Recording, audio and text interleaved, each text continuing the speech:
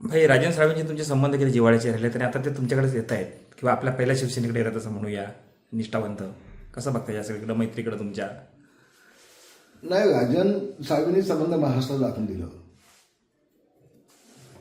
की मी उद्धव ठाकरेला शेवटपर्यंत साथ द्यायचा प्रयत्न केला, पण आज त्यांच्याकडे सगळं संपलेलं आहे, काय शिल्लक घालून नाही.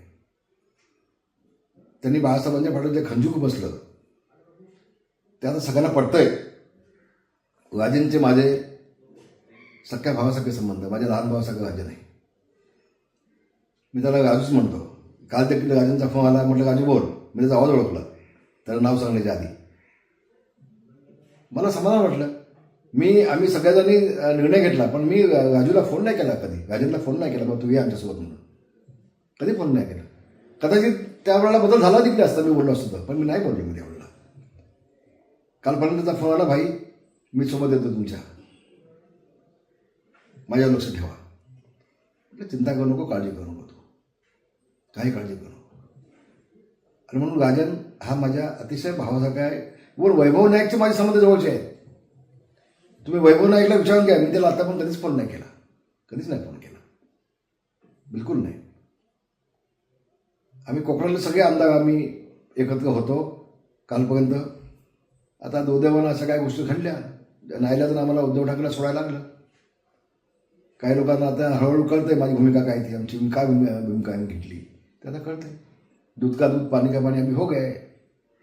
आणि उद्धव ठाकरेंचा खरा चेहरा आता महाराष्ट्रासमोर येतोय. मी जे बोललो होतो ते समोर दिसतंय आज. आणि म्हणून राजांनी योग्य वेळेला योग्य तो निर्णय घेतलाय. त्याचं अभिनंदन आणि शुभेच्छा त्याला. धन्यवाद. भाई राजन साळवी यांचा पक्षप्रवेश आज होतोय. खूप तुम्ही अगोदरपासून मी बोललो होतो ना, पण मी आधीच सांगितलं होतं उद्धव ठाकरेंसोबत कोणी शिल्लक घालणार नाही.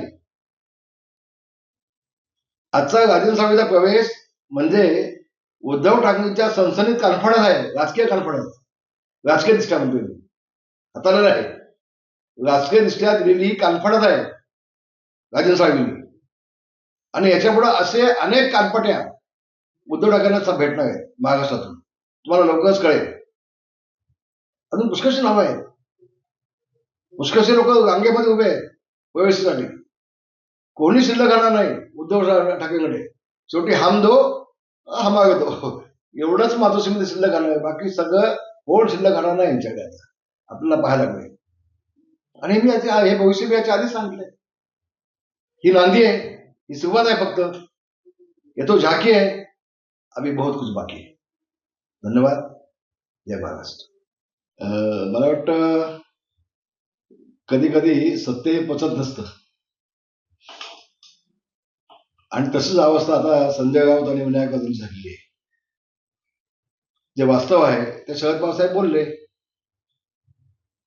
आणि वास्तव नसतं तर एकनाथ शिंदेना हा पुरस्कार मिळाला नसता.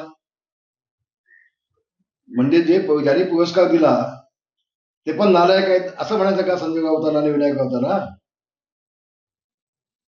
कुठे शरद पवार साहेब, कुठे संजय राऊत आणि विनायक राऊत, कुठे इंदिराचा ऐरावत आणि कुठे श्याम भटाची तटाणी, यांची अवकात तरी आहे का शरद पवारच्यावरती बोलायची? कालपर्यंत शरद पवार आमचे बाप आहेत म्हणणारे आज बापावर उलटले सापासारखे. आणि म्हटलं सत्य कधी कधी लोकांना झोंबतं, ते पटत नाही.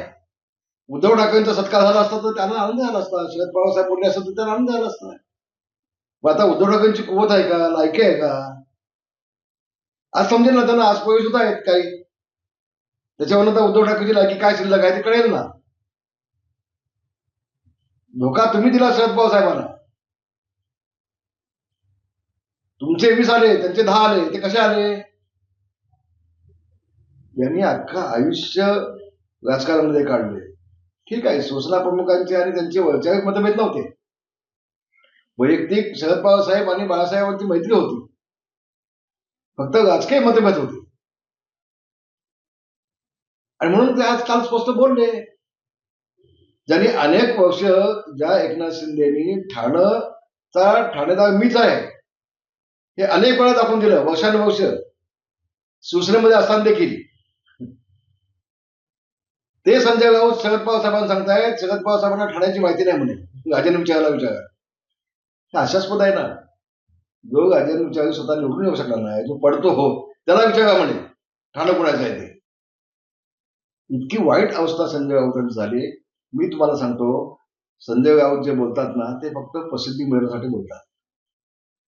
आज ते शरद पवार साहेबांना काल बोलले, 2 दिवसामध्ये जाऊन गपचूप माफी मागतील, हात जोडतील आणि प्रसिद्धी घेऊन मोकळे होतील. याच्या पलीकडे त्यांचा उद्देश काही नाही. आणि एका दगडा 2 पक्षी मागायचे आणि पुन्हा मी तुमचाच वफादार आहे हो उद्धव साहेबांना टाकायचं, बघा मी किती तुमच्याशी प्रामाणिक आहे. तर हे फक्त प्रसिद्धीसाठी सतत नौटंकी आहे. याच्यामध्ये कुठलेही तथ्य नाही. शरद पवार साहेबांचा अभ्यास दांडगा आहे, प्रचंड आहे, अख्खं आयुष्य त्यांनी राजकारणामध्ये काढलंय. महाराष्ट्राचं नाही, ठाण्याचं नाही, संबंध देशाचा कानाकोपरचा त्यांना अभ्यास आहे. आपण कोणावर काय बोलतो याचं भान संजय भाऊ साहेबांनी ठेवलं असतं तर बरं झालं असतं. धन्यवाद. एबीपी माझा, उघडा डोळे बघा नीट.